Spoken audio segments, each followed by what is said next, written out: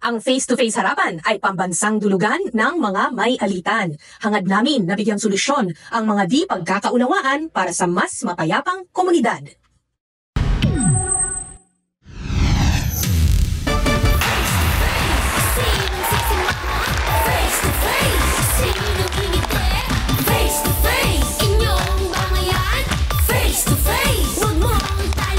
Harapin mong face-to-face.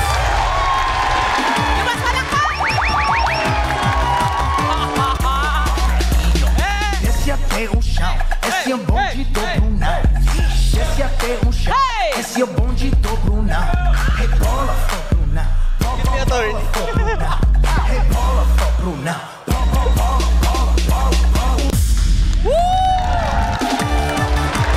Yung mas malakas naman dyan! Aba, ang saya talaga natin ngayon, mga kapatid. Magandang hapon, mga kapatid. Ako, pag-aayos sa mga nagkalamat na relasyon, ito ang programa para dyan. At ako ang inyong matalik na tagabayong Donita Knows, ang makikipagkampihan sa laging nadadala sa bugso ng emosyon ng Team Pula!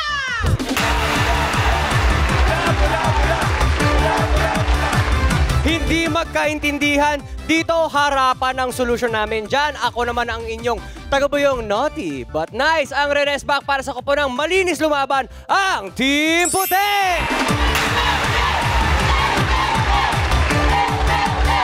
O, siya! Huwag na tayong magpatumpik-tumpik pa. Ito ang... Face-to-face harapan! Mga payong straight to the heart mula yan sa ating harapang tagapayo. Sa usapang legal, siya ang inyong malalapitan, Attorney Lorna Capunan. And for our love and spiritual guidance, present si Dr. Love, Brother June Pataan. Para naman sa ating kalusugan pangkaisipan, Dr. Camille Garcia. At ito na nga, siya naman ay talagang kahanga-hanga.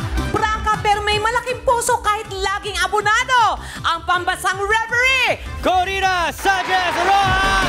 Ate Cori! Ate Cori! Ate Cori! Ate Cori! Ate Cori! Ate Cori! Okay, thank you, Ryle. Thank you. At sinubo mo na naman ako, pambansang pretty. At sa ating trio tagapayo, hello!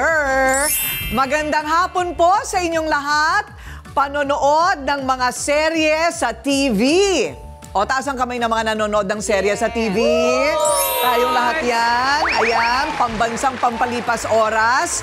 Yan ang bonding ng apat na magkakaibigan. Pero ang TV na pinononooran, binasag.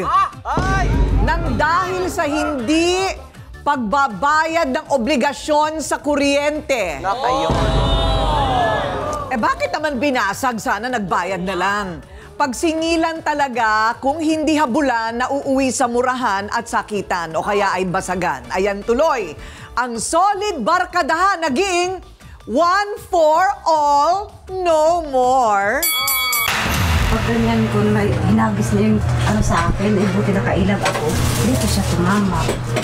Nang si Des ay batuhin ni Stella ng tsinelas, siya'y nakailag, kaya telebisyon niya ang natamaan at nabasag. Nakita ko po na binato po ni Ate Stella si Ate Des ng tsinelas po, tas ang tinamaan po yung TV po. Dapat pong ginawa na lang po ni Ate Stella, kinausap niya na lang po si Ate Des para hindi na lang po naka-damage po ng ibang gamit. Mala teleserye kaya ang kanilang harapan na parang sa TV ating subaybayan? Ayan, nako, siya ngayon ay nanggagalaiti sa galit. Nako, dahil sa nangyari sa kanyang TV. Des, humarap ka na.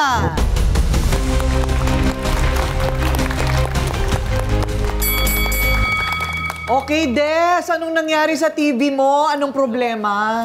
Good morning. Ano po, binasag po niya. Binato po ng tsinelas.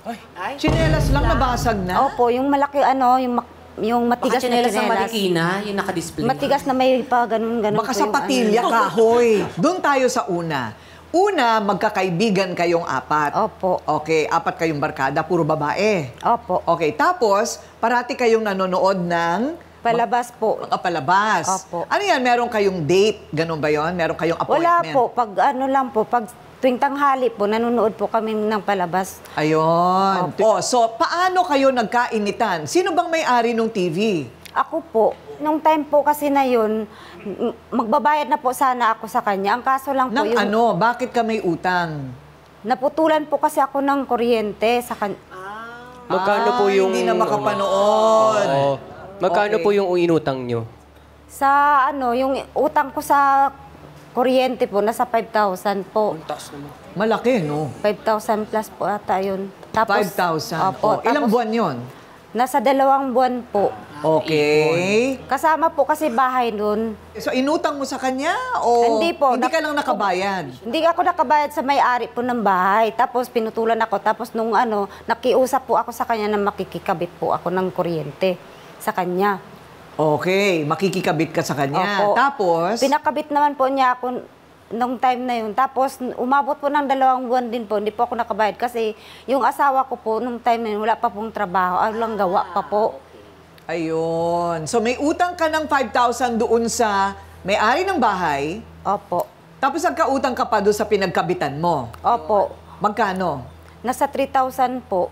Ayun, na hindi pa nababayaran. Opo. Kaya siya? Kaya siya nagalit, ate. Opo. Oh, yun.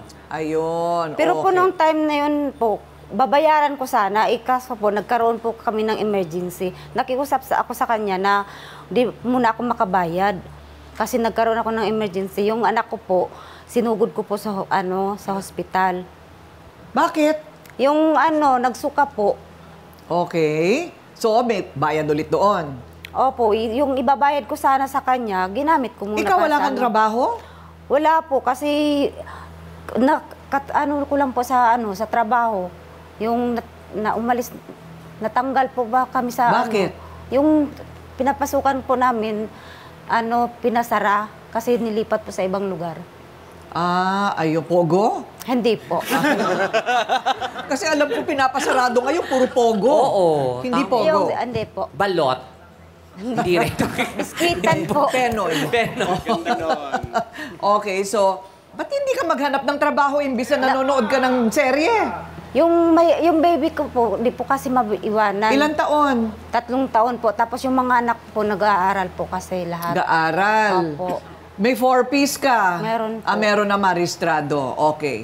So, may asawa, walang Meron trabaho. po. May trabaho po siya. Kaso lang, hindi nung time na yun, wala pa po siyang gawa. Ngayon meron. Meron po. O, ba't di mo na unti-untiin? Di pa po siya nabayar na nasahuran. Kaya hindi pa po ako nakabayad sa kanya rin. Okay. Pero dapat inuunti-unti mo na yan. Opo. Kasi may 5 ka dito, may 3 ka dito, o nabayaran mo na yung 5? Hindi pa po, kalahati pa po. Oh, so may 2-5 tapos 3. Opo. Ayun, ang problema. Ryle, pakunin mo nga doon sa ating mesa ng ebidensya ang sirang TV ni Des. Siya ang may-ari po ng malaking TV na ito. Ilang inches? 32. Ah, 32 lang ba ito? Oh, 32. 32 inches. Ayan. Basag talaga. So, hindi na umaandar ito. Umaandar pa po siya. Pero Pero hindi na po nakikita yung tao. Kaya naririnig nyo. Naririnig. O, di radyo na siya ngayon. Parang Pag nanonood kayo, pikit na lang po kayo. Imagine na lang. Hindi, habang naririnig nyo, kayo na yung umarte. Ako pa na po. Ganon, te. Oo. Paano nangyari yung mismong araw na yon na nambato na siya? Ano yung mga sagutan nyo? Sinabihan po niya ako na may bago ka palang speaker, ba't di mo ako mababayaran? Sabi ko naman sa kanya, hindi ko naman po yun, binayaran. Hindi ko yan kinas. Hulugan po kasi yan. Sabi ko ganun sa kanya. Pero hulugan ka doon, de sana hinulugan mo na muna ang... Tama. Oo, yun nga. Hinulugan mo na muna siya. O pagkatapos, ano nga yung sagutan bago niya hinampas yung TV mo? Yung siningil nga niya ako sa yung siningil niya ako sa utang ko sa kanya. Tapos nung pumasok ko sa bahay, bigla niya akong binato ng tsinelas, tumama naman sa TV. Ikaw pala yung babatuhin sana niya. Opo, ako po sana ang babatuhin niya. Stella, humarap ka na.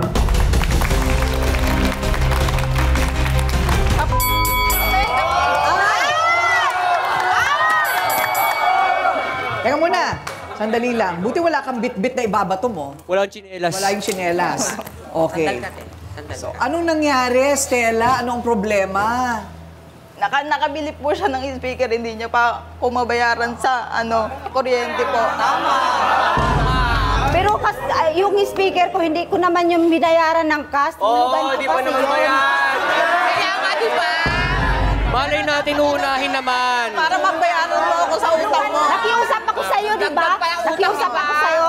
Na di mo na ako magbayad dahil nagamit ko nga yung pera. Sabihin mo kasi wala ka talagang kwentang kaibigan. So yung walang kwentang kaibigan. Tapos ganito gagawin mo sa akin. Ako pa yung irereklamo mo dito. Ay, siyempre, ikaw nakabasag ng TV ko eh. Ay! Grabe naman yun! Dapat di mo binasag. Hindi ka naman papatuhin mo. Okay, teka muna. Sandali lang. Oy! Manahimik kayo. Magko-commercial muna tayo. Magbabalik ang Face to Face Harapan. Face to face, sinong sisimangot? Face to face, sinong ngingiti? Face to face, inyong bangayan? Face to face, huwag mong talikuran. Harapin mo face to face.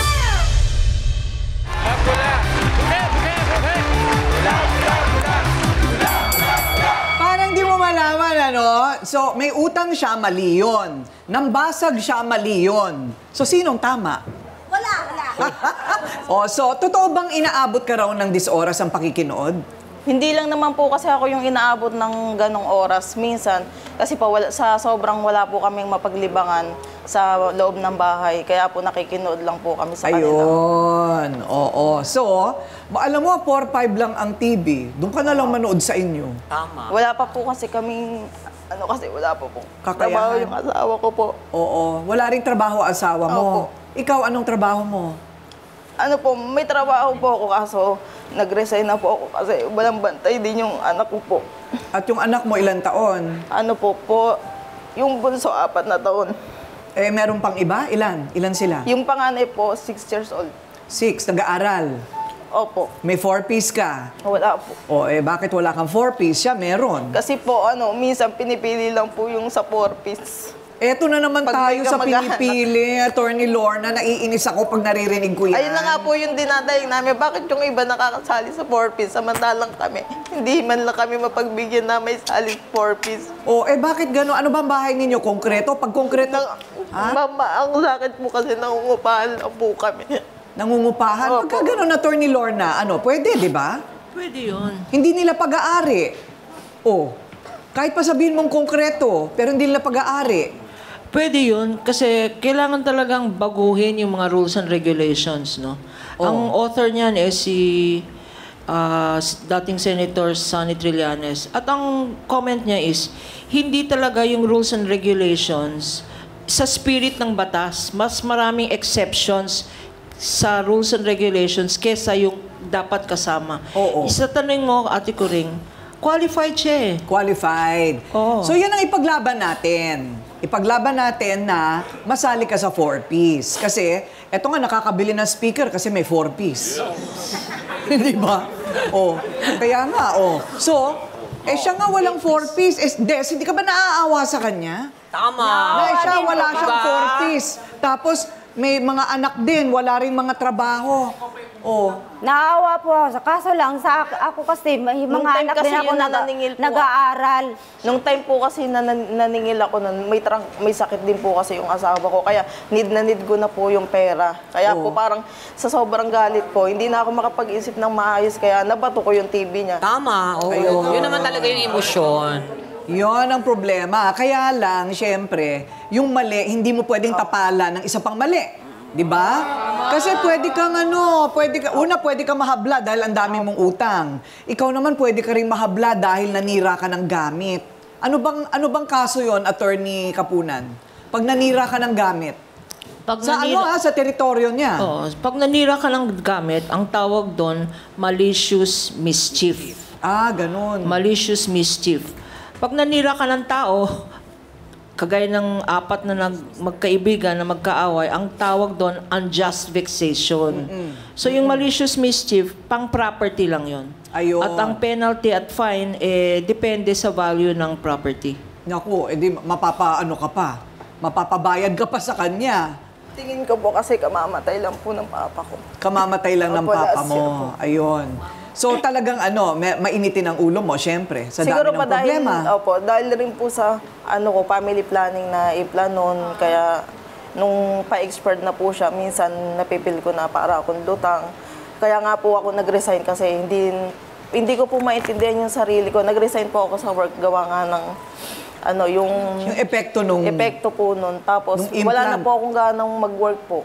Dok, meron bang epekto yung implant? Hormones yun, di ba? Oh, actually, Ate Coring, pag yung sinasabi natin yung mga contraceptives na yan, pag progesterone only, talagang yung risk for depression malaki. Kaya yung mga traditional, even yung IUD, yung mga mini pills na sinasabi, malaki talaga yung risk for depression. Ngayon, kung halimbawa from implant naman na mag-e-expire tapos lilipat ka sa contraceptives na pills, meron din effect. Oo. Kaya kinakailangan magkakaroon ka dapat ng yung parang sasabihin natin, iwa-wash out muna yung effect nito bago ka gumamit ng ganito. And then kung alam mo na pangit yung epekto after 14 days, magpapalit ka talaga dapat ng contraceptives. Naku, medyo malagkit ito. Paano ngayon natin ito masusolusyonan? Okay, bago ang solusyon, kampihan muna tayo. Isang ina naman ang galit dahil muntik masaktan ang kanyang anak na sanggol sa pagwawala daw ni Stella, na meron daw pinaghuhugutan. Eto na, sanga-sanga na naman sa pagbabalik ng Face to Face Harapan! Mula! Sinong sisimangot? Face to face. Sinong ngingiti? Face to face. Inyong bangayan? Face to face. Huwag mong talikuran. Harapin mo face to face.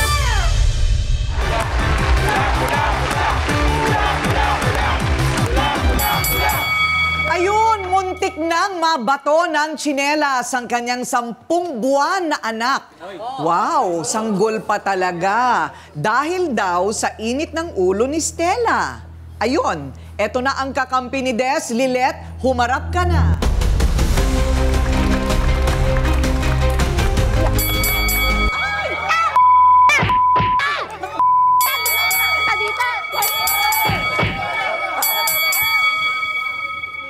Kaya lang naman nagagalit sa'yo din dahil muntik na matamaan yung anak niya. Yun na nga, o baka may ibang rason kaya siya nagagalit sa akin. O ano ba yung rason na yun? Kung natamaan yung anak ko, 10 buwan lang yun, mapapagamot mo ba? Yung TV nga niya, hindi mo mapabayaran. Ikaw ngayon ang magbayad sa kanya. Sinungaling ka, natamaan ka talaga.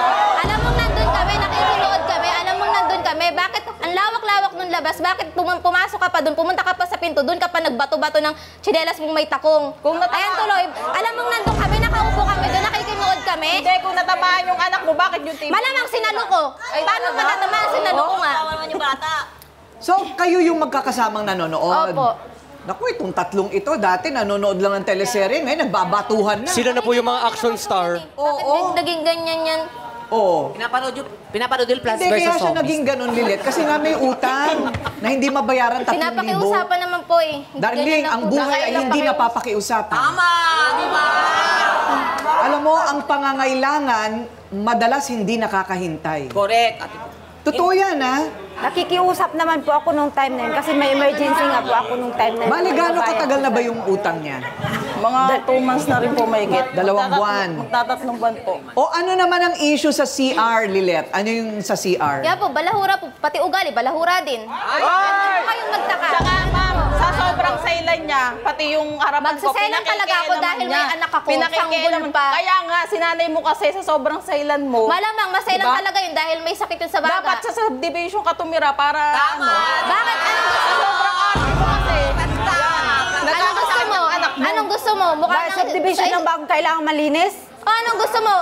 Mukhang Tsaka scatter yung nakita ano mo mo, ako yung makalat. gumamit doon, nung huling gumamit ako. Baka naman kasi inaano lang ng kaibigan mo yun kasi kayo yung close talaga. Sinasadya lang para magalit siya sa akin. O, kasi sana may tinanong issue mo. naman kasi talaga Sana kayo sa tinanong amin, mo, di ba? Sana tinanong mo, Naiingit hindi yung, kasi kayo hindi kasi yung nung time na yun, parehas sinigaw-sigaw kami mo may doon na trabaho ng i-stressin mo asawa ako. ko. I-stressin mo ako, mabibinat ako, gawa mo. O ngayon, sige, binatin mo ako. Ikaw, tingnan mo, ikaw yung nabibinat. Okay, o eto na ang kukumpleto sa kanilang barkadang nag-aaway. Ang pang-apat sa grupo, kakampi naman ni Stella. Talagang tig-isa silang kakampi. Tess, humarap ka na.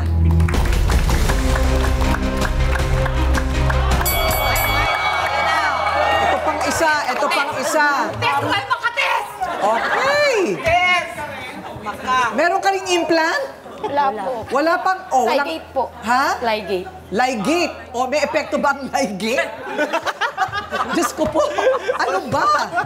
O, ngayon, walang epekto. So, wala kang dahilan para ikaw ay magwala. Kasi lahat sila sabi nila, implant. Ba't ka umiiyak na kakasimula pa lang natin? Kasi po dahil sa kanila, na-disgrasya ako. Kasi po, nung nag-aaway sila. Marites ka kasi, yan, deserve. Ngayon, nakita ko po yung isa na nag-anungkit. Ngayon, ang ano ko, syempre, bilang magkakapitbahay, hindi pwedeng walang magdutulong. Ngayon, humarang ako sa kanila. Hindi naman nangyari. Ako po naano ng panungkit. Ngayon, sa gawa sa kanila, hindi po ako nakapaghanap buhay. Umarang ka lang. Ryle, ano ba yung nangyari sa kanya? Tingnan nga natin ang sugat ni Tess mula sa ating mesa ng ebidensya. Kinagat po siya ng lamok. Oo, bakit? Maliit lang naman ito. Ano ba ito? Malalim ba yan? Ano bang tumama sa kanya? Panungkit po ng bakal. Ha? Bakal? Opo, Hindi po siya bakal. Alambre po, alambre.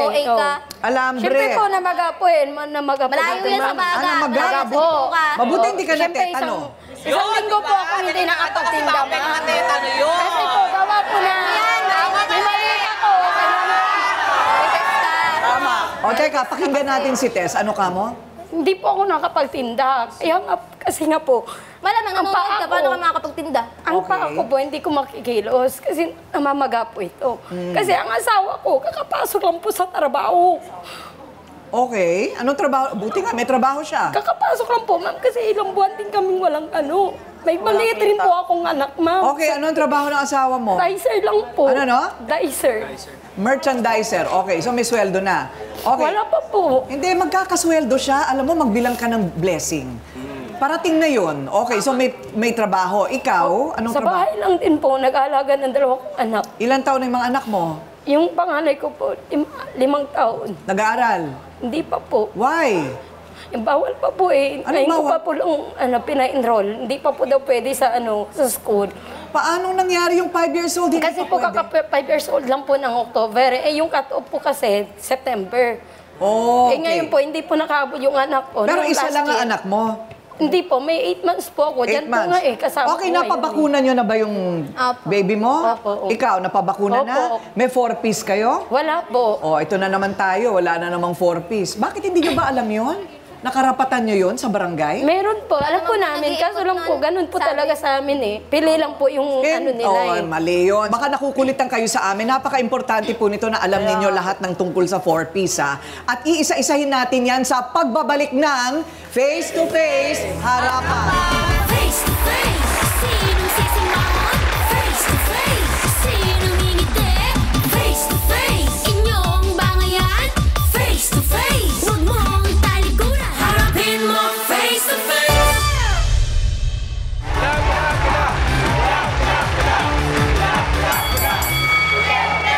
Ano naman itong panungkit ng sinampay? Ano naman yung issue dyan? Yun nga po, ma'am. Kasi nga po, nag-aaway nga po sila. Yun ang tumama sa'yo? Opo. Hindi naman po dapat talaga siya ang matamaan nun, Eh, ma'am. yun nga po, Humarang hindi nga po kasi ako, siya. Dapat si hindi nga po Stella ako po yun. tatamaan. Siyempre, humarang lang po Akala ako ko sa naman kung anong gitna. alambre, kunin mo nga yun, Ryle. Eh, kaya naman pala masakit. Oo. Talaga namang armas pala naman ito. Armas. O, tingnan tulis. nyo. Ay, masakit yan. Oo, masakit ito. Sa galit ko po Oh, kay ayan, oh. Stella nun na binasag niya yung TV ko. Siyempre, ako lang po. Nakahawak bilang ako ng panungkit. kapitbahay Yun ang kami. inampas ko sa kanya. Siyempre, nangyayari na yung sagutan, yung Bida-bida rambulan. ka talaga? Ngayon, siyempre, kailangan magtulungan. Kampihan mo yun. Hindi pwedeng umabot pa sa hantungan ng may So nag-ano ka lang? Sinubukan mo lang sila Siya lang po ang tinamaan, ma'am. Nagpagitna lang po. Kaso lang, pagpagitna ko, sa akin po tumama yung Deserve na panungkit. eh. Marites nga kasi, di ba? Wow! Hindi ko deserve. Hindi ko deserve. Ha? Hindi ko deserve. Ha? Kasi ako, kung deserve ko yun, ipababayaan ko kayong mag-away-away. Tama, di ba? Pababayaan ko kayo. Hindi ako deserve. Kasi kung deserve ko, pababayaan ko kayo. Kasi nakakautang ka sa kanya. Oo, nandun na tayo sa pag-uutang. At least, pero nakakabayad. nakikiluhod ka din sa kanya. At least nakakabayad ako. Hindi naman araw-araw. Hindi araw-araw ko nangyayram. Diba?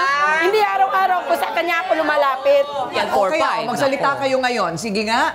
Paano yon? Paano yon? May utang siyang 3, nakabasag siya ng 4-5. Paano yon? O, ganito yan. Di ba sabi nyo magkaibigan po kayo? Kung magkaibigan po talaga kayo, dapat po kayo po yung mas nakakaintindi po. Kasi po bago po nangyari lahat ng to, yung gulo po sa inyo, sa pagitan nyo po, magkaibigan po kayo eh. Opo, may pinagsamahan po kayong dalawa, kaya dapat po, iniintindi nyo na lang po. Tsaka hindi po lahat ng problema nauuwi sa pisikalan.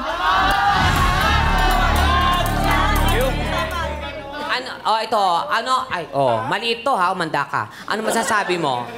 Dapat po talaga, binabayaran muna talaga yung utang bago yung speaker. Kasi mas importante po talaga yun. Tsaka yung speaker po, di naman po talaga kailangan. Kasi yung TV po, may speaker na rin po yun. Tsaka may sounds na rin po yun. Diba? Kanina pa nakakunot yung noo ni Brother June. Kanina pa. Namamangha ka ba sa kanilang... Namimili po siya ng TV na ibibigay. Oo Nakakakonsumi na kasing makita. Alam niyo mga babaeng may asawa, huwag kayong magsakripisyo ng gusto sa ganyan. Family planning, importante yan. Pero hindi po pwedeng ang babae lang ang magpakahirap. May patali-tali, may inom-inom, may injection. True. Pwede naman yung asawa niyo. Correct. Ang tawag doon, vasectomy. Bakit kayo lang ang nagpapakahirap yung asawa niyo puro pasarap? Hindi ayos yun. Unfair. Hindi balanse. Correct. Pag-aralan niyo yun, ha? Ang sa akin lang, para lang matapos na, sabi sa Ephesians, kung nagbubukas kayo ng Biblia, hanapin niyo sa Ephesians, huwag daw nating pagtagalin yung galit. Pwede tayong magalit nang hindi nagkakasala. At kung magalit, huwag patagalin. Pag pinatagal ninyo, itinatanim nyo rito, nagbubunga yan. Yung kaaway mo, lahat ng gawin yan, nadinig ko dito kanina, wala ka nang makikitang maganda sa gagawin ng kaaway mo. So, alisin ang galit na yan at tatanda kayo. Kayong mga may asawa na nagsasama sa... Mag-apat kayong nanonood ng telebisyon. Ang tagal, ilang oras kayo magkakasama doon, tapos kayo nag-aaway kayo, nakakaya kayo. No? Sobra na ang oras nyo at hindi nyo na alam kung anong gagawin nyo sa excess time ninyo. Siguro dapat mag-isip kayo ng mga bagay na magiging productive kesa doon sa nagpapatay kayo ng oras ng panonood ng telebisyon. Hindi naman kayo nakatutok sa Channel 5 alas 4 hanggang alas 5 ng hapon, Lunes hanggang Biyernes sa face-to-face. Tama! Harapan! Tama! Ayan, dapat lang. Okay, thank you, Brother Love. And on the line na po ngayon ay ang barangay. Kasi gusto ko talaga malaman kung ano ba talaga ang mga patakaran sa 4-piece na yan. Dahil umiinit ang ulo ko pagka sinasabing wala po silang mabigay sa amin. Nasa linya po, Rosminda Noida. Siya po ang barangay officer siya doon, dyan po sa Cainta, Rizal. Magandang hapon po sa inyo, Miss Noida. Magandang hapon naman po, ma'am. Opo, ma'am. Ano po ba ang patakaran ninyo sa 4-piece? Meron po kami ditong 3, nakarehistro na po sa inyo. Sa inyo pong barangay, ang sabi po daw ay wala na daw po kayong maibibigay dahil pinipili lang. Ang alam po namin, hindi po pinipili yan at mayroong pondo. Bakit po sila hindi eligible?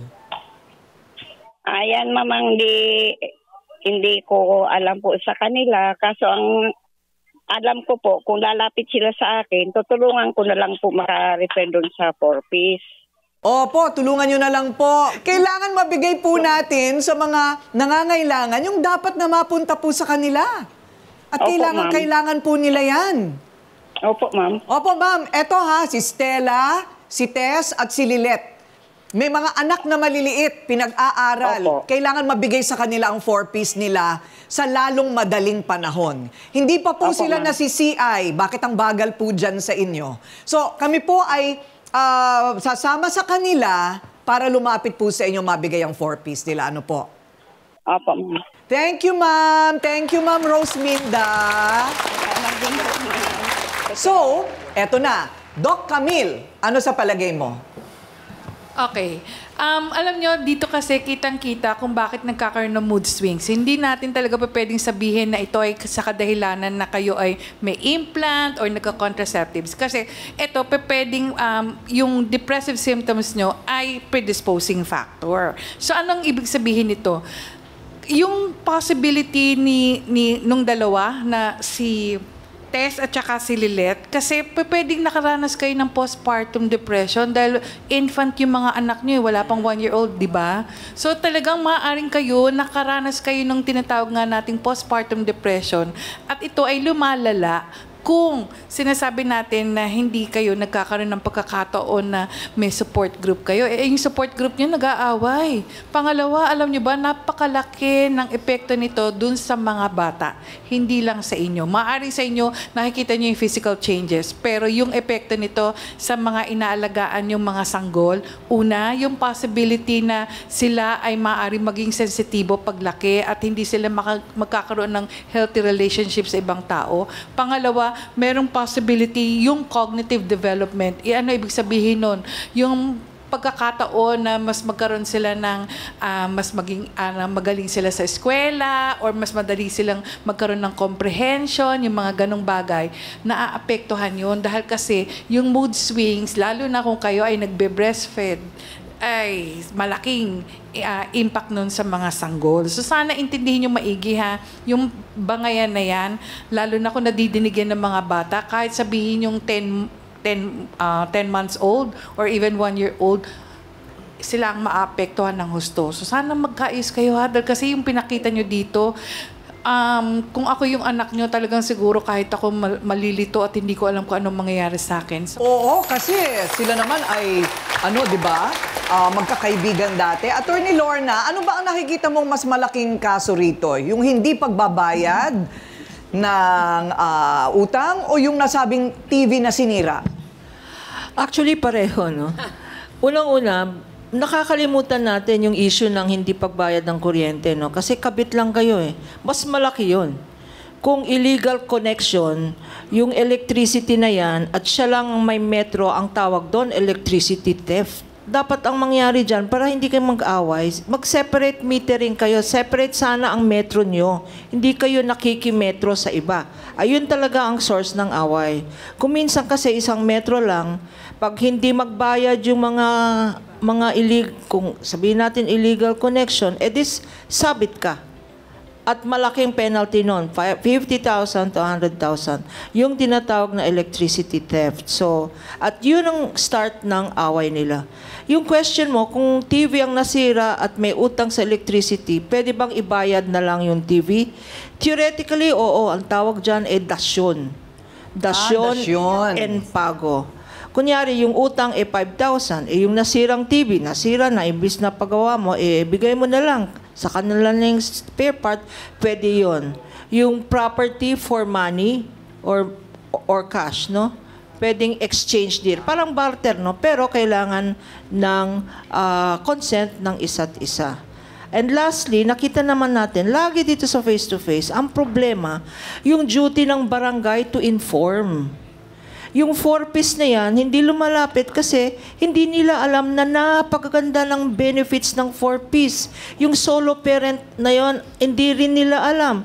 Yung reproductive rights nyo, no? Yung mga ganyan, yung epekto, dapat, alam nila yung effect. Dapat gawin ng DSW or local government o barangay na gumawa na ng information. Pag nandun kayo, i-distribute na lang, ha? Nasa initiative yan ng barangay.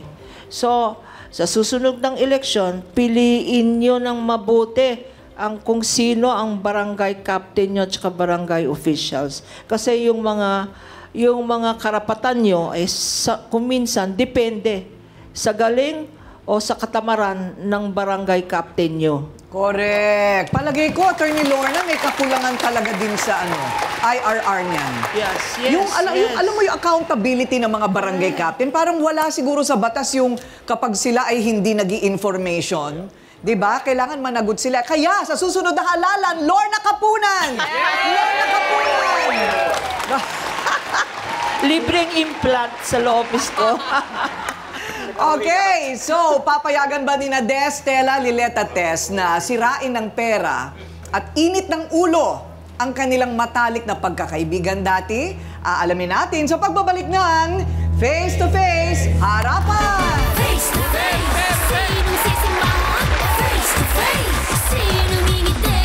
Face to face, inyong bangayan? Face to face, huwag mong talikuran, harapin mo face to face.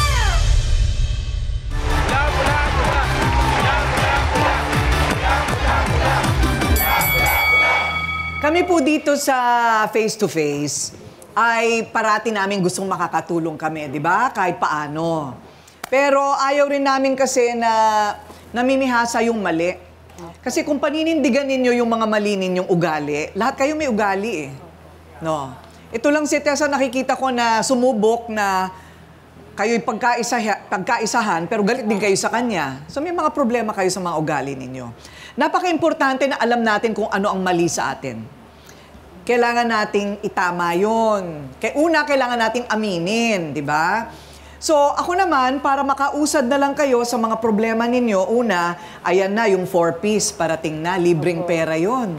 Ha? Para makatulong sa inyo, mapaaral ng tama ang mga anak nyo, at medyo lumamig-lamig ang ulo ninyo, mabawasan ang epekto ng implant sa mga utak ninyo, at makatulong, hindi ba? Iba-iba yan. May solo parents. May solo parent ba dito? Wala. O, so, yung mga asawa nyo, ha, sabihin nyo, humanap sila ng hanap buhay nila. Hindi pwedeng kayo lahat yon, right? So, pang tulong sa inyo, magkano utang mo? Magkano utang mo? 3. Babayad ko na sa'yo yon. Ako nang bahala doon. Wow! Diba? Okay. So, ikaw naman nasiraan ng TV. Opo. Nasiraan ka ng TV kasi kasalanan mo, hindi ka nagbabayad ng utang. Kaya bibigyan din kita ng 3, hindi 4, 5. Ikaw nang bumuno. Ikaw nang bumuno. O ngayon, hindi ko ngayon alam kung ipambibili talaga niya ng TV yun o pambayad sa speaker. Yun nga. Aba, ewan ko, kung hindi ka na magkaroon ng TV forever and ever, kasalanan mo. Pang TV ang binibigay ko sa'yo. Tapos kung ibebenta mo yung mga parte-parte nung natira mong nasirang TV, baka makabuo ka para makabili ka ng bagong TV. O, hulugan, di ba? O, so dapat pag bumisita kami sa inyo, may TV ka na. Nakakalas na ba siya sa'yo? Sa kuryente? Kumalas na? Tinanggalan na po niya ako. Ay, dapat lang. Hindi ka nagbabayad. Hindi ba? O, so, yung utang mo sa iyong kahera, kasera, di ba medyo ano mo na? Nauunti-unti mo na. At least yung sa kanya, tinapos ko na yung problema mo. Yes. Okay. O, di ba? Okay, very good. Pero, lahat yan, magbibigay ako ng konti sa'yo para sa gatas ng anak mo at vitamins ng anak mo. Okay. Wow. So, everybody happy, di ba? Okay. Manunugod pa kami. Inaaway ko pa yung barangay nyo para sa inyo. O, ano pang gusto ninyo? Magbati-bati na kayong lahat ngayon. Correct.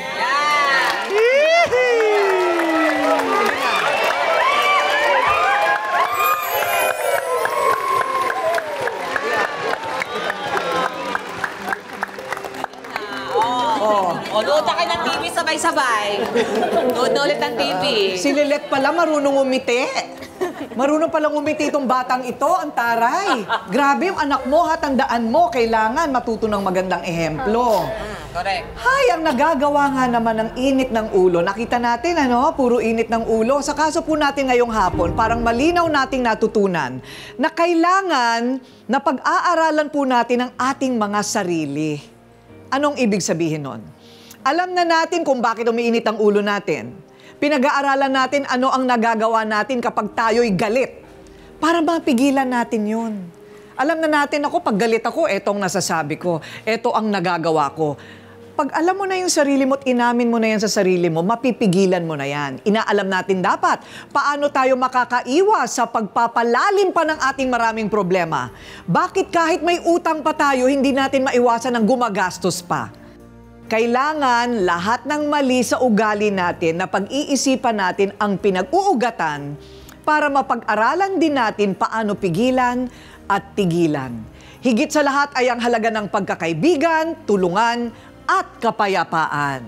Tama? Okay? Okay ba ang ating hapon? Ngayong hapon, nagkabati-bati na sila. Ako pong inyong pambansang referee, Ate Coring, nagsasabing may cake ang harapin ng mga issue dahil walang hindi nadadaan sa pag-uusap. Basta dapat may mukha kang ihaharap dito sa Face-to-Face Harapan!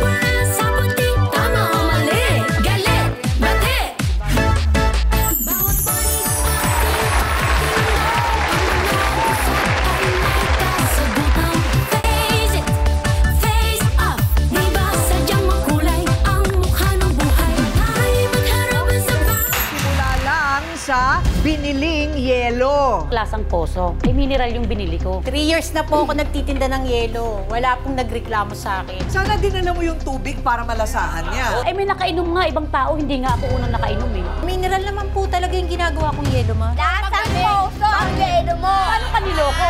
Paano ako nakapanloko? Dahil sa halagang 5 piso, sisirain ko reputasyon. Correct! Yelo ka ba? Ng ano na. Sarap mo kasi ihampas sa pader. Poso ka ba? Bakit? Kasi ang sarap mo mong bombahin. Harapin mo face to face.